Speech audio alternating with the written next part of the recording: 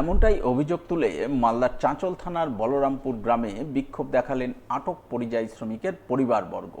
জানা গেছে, সম্প্রতি মালদার চাঁচল 1 এবং 2 নম্বর ব্লক এলাকা থেকে হরিয়ানা রাজ্যে শ্রমিকের কাজ করতে যাওয়া 8 জন পরিযায়ী শ্রমিককে সেখানকার পুলিশ আটক করে।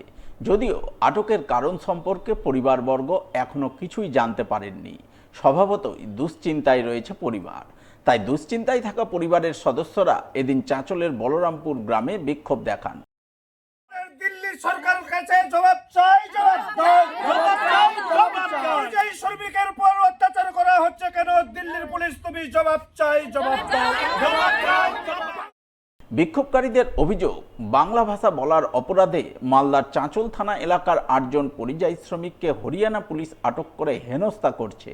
এই হেনস্থা তারা কিছুতেই মেনে নিতে পারছেন না, যার প্রতিবাদে বিক্ষোভ দেখাচ্ছেন। আটক শ্রমিকদের দ্রুত ছাড়া না হলে আগামী দিনে আন্দোলনে নামতে বাধ্য হবেন।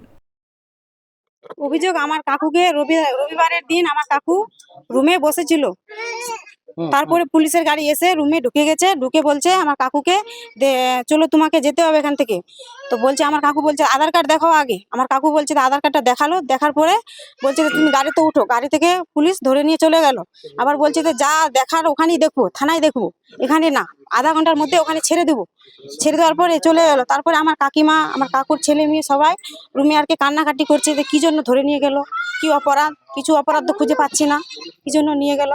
কি অপরাধ আপনার কাকু? হ্যাঁ, আমার কাকুর অপরাধ এই বাংলা কথা বলেছে, তার জন্য। তো তারা নাকি বাংলা কথা বলার জন্য পুলিশে ধরে নিয়ে গেছে। এখন কি কারণে নিয়ে গেছে কোনো দোষ তো করেনি। কবে নিয়ে ওই গেছিল?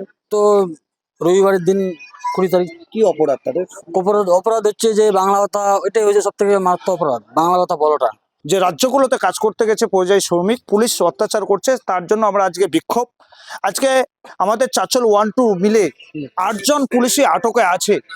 সে পরিবার, তার পাশাপাশি হাজারো পরিবার যে তারা আর কি চোখের জলে বাড়িতে বসে আছে।